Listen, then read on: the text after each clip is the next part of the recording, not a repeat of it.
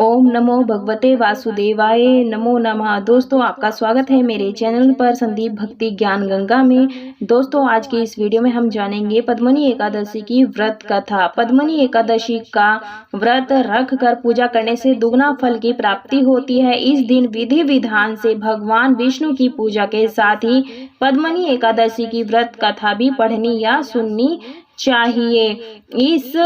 इसे कमला एकादशी या पुरुषोत्तमी एकादशी भी कहा जाता है। यह एकादशी मलमास या अधिक मास में आती है। अधिक मास में होने की वजह से इस एकादशी का महत्व और अधिक बढ़ जाता है, क्योंकि इस माह के स्वामी श्री हरि विष्णु जी हैं और एकादशी तिथि भी भगवान विष्णु को ही समर्पित है। ऐसे में पद्मनी एकादशी का व्रत रखकर पूजा करने से दुगना फल की प्राप्ति होती है। इस दिन विधि विधान से भगवान विष्णु की पूजा के साथ ही पद्मनी एकादशी व्रत की कथा पढ़नी या सुननी चाहिए। जो व्रत कथा है, कथा खाली हाथ कभी नहीं सुनी जाती है। कथा सुनने के लिए आप पास में एक लोटा जल रख लें और हाथ में तीली और साथ में पुष्प रख लें। उसके बाद ही व्रत कथा को पढ़नी या सुननी चाहिए। तो देरी ना करते हुए कथा स्टार्ट करते हैं। तो दोस्तों, जो पद्मनी एकादशी है, इस दिन हमें एकादशी के दिन जिस दिन हम व्रत रखते हैं उस दिन हमें कथा जरूर से करनी सुननी चाहिए। धर्मराज युधिष्ठिर बोले, हे जनार्दन, अधिक मास के शुक्ल पक्ष की एकादशी का क्या नाम है तथा उसकी विधि क्या है? कृपया करके आप मुझे बताइए। श्री भगवान बोले, हे राजन, अधिक मास में शुक्ल पक्ष में जो एकादशी आती है वह पद्मनी कमला एकादशी कहलाती है। वैसे तो प्रत्येक वर्ष 24 एकादशियां होती हैं। जब अधिक मास या मलमास आता है तब इनकी संख्या बढ़कर 26 हो जाती है। अधिक मास या मलमास को जोड़कर वर्ष में 26 एकादशियां होती हैं। अधिक मास में 2 एकादशियां होती हैं, जो पद्मनी एकादशी शुक्ल पक्ष में और परमा एकादशी कृष्ण पक्ष के नाम से जानी जाती है। ऐसा श्री कृष्ण ने अर्जुन से कहा।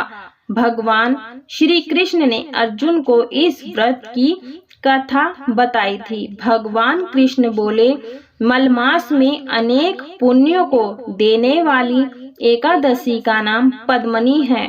इसका व्रत करने पर मनुष्य कीर्ति प्राप्त करके वैकुंठ को हो जाता है, जो मनुष्यों के लिए भी दुर्लभ होता है।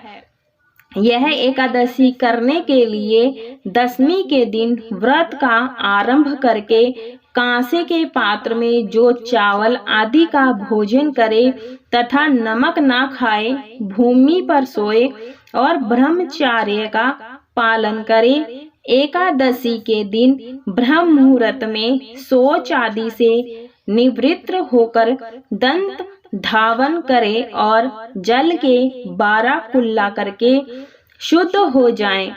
सूर्य उदय होने के पूर्व उत्तम तीर्थ में स्नान करने जाएं। इसमें गोबर, मिट्टी, तिल तथा कुशा व आंवले के चूर्ण से विधि पूर्वक स्नान करें। श्वेत या पीले वस्त्र धारण करके भगवान विष्णु के मंदिर जाकर पूजा अर्चना करें या फिर घर पर पूरी विधि विधान से पूजा करें।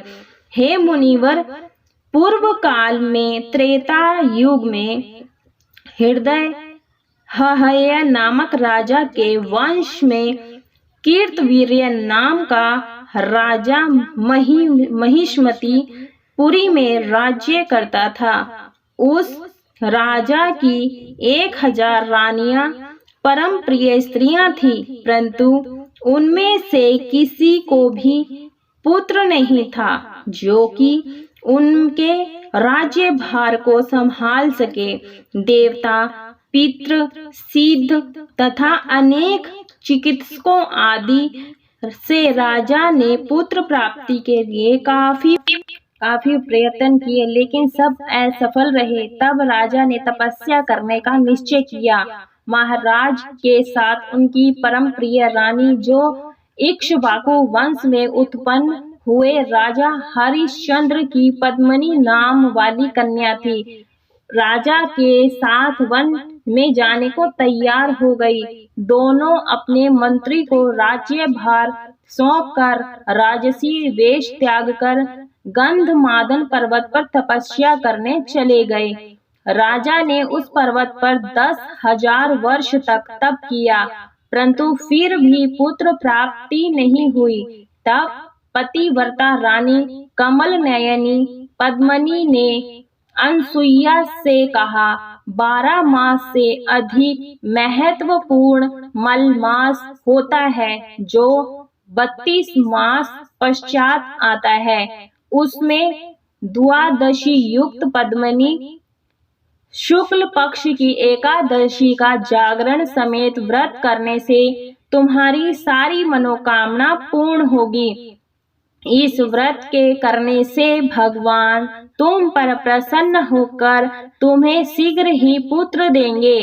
रानी पद्मिनी ने पुत्र प्राप्ति की इच्छा से एकादशी का व्रत किया। वह एकादशी को निराहार रहकर रात्रि जागरण करती है। इस व्रत से प्रसन्न होकर भगवान विष्णु ने उन्हें पुत्र प्राप्ति का वरदान दिया। इसी के प्रभाव से पद्मिनी के घर कार्तिवीर्य उत्पन्न हुए जो बलवान थे और उनके समान तीनों लोकों में कोई बलवान नहीं था। तीनों लोकों में भगवान के सिवा उनको जीतने का सामर्थ्य किसी में नहीं था। सो हे नारद, जिन मनुष्यों ने मलमास शुक्ल पक्ष एकादशी का व्रत किया है, जो संपूर्ण कथा को पढ़ते या सुनते हुए हुंकारा भरते हैं, वे भी यश के भागी होकर विष्णु लोक को प्राप्त होते हैं, यानी वैकुंठ लोक को प्राप्त होते हैं। बोलो श्री हरि विष्णु भगवान की जय। दोस्तों, ये थी पद्मिनी एकादशी की व्रत कथा और इसके बाद विनायक जी की कथा जरूर से सुननी चाहिए। तो कथा इस प्रकार से है। एक बार पार्वती अपनी सखियों के साथ बातचीत के दौरान जोर से हंस पड़ी। उनकी हंसी से एक विशाल पुरुष की उत्पत्ति हुई। पार्वती ने उसका नाम ममता रख दिया। वह माता पार्वती से मिलने के बाद वन में तप के लिए चला गया। वहीं उसकी मुलाकात शंभासुर से हुई। शंभरासुर ने उसे कई आसुरी शक्तियां सिखा दी। उसने मम को गणेश की उपासना करने को कहा। मम ने गणपति को प्रसन्न कर ब्रह्मांड का राज मांग लिया। शंबर ने उसका विवाह अपनी पुत्री मोहिनी के साथ कर दिया। शुक्राचार्य ने मम के तप के बारे में सुना तो उसे दैत्य के पद पर विभूषित कर दिया। ममासुर ने भी अत्याचार शुरू कर दिया।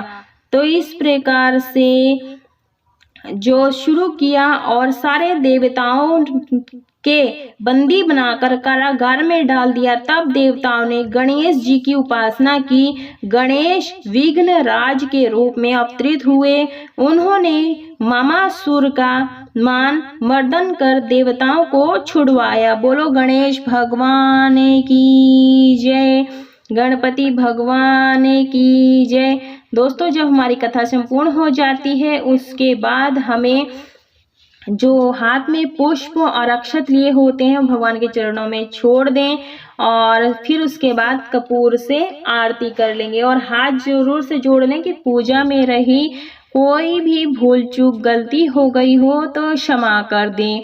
तो दोस्तों, एकादशी के दिन हमें यह सुबह सवेरे हमें नॉर्मल साधारण सी पूजा करनी होती है। उसके बाद आचमन संकल्प लेकर प्रार्थना करती हूँ कि आप व्रत किस प्रकार से करेंगे। आचमनी कर लेंगे, उसके बाद दक्षिणा जरूर से निकालें। पूजा में रही कोई भी भूल चूक गलती हो जाती है तो हमारी गलती क्षमा हो जाती है और हमारी पूजा संपूर्ण हो जाती है।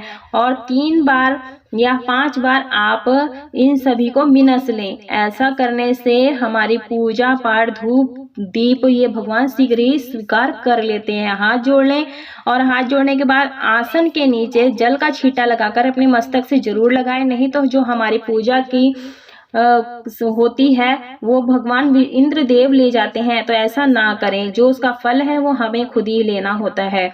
तो दोस्तों ये थी कथा। अगर कथा पसंद आई तो वीडियो को लाइक करें, ज़्यादा से ज़्यादा शेयर करें, कमेंट बॉक्स में जय हरि विष्णु लिखें, चैनल को सब्सक्राइब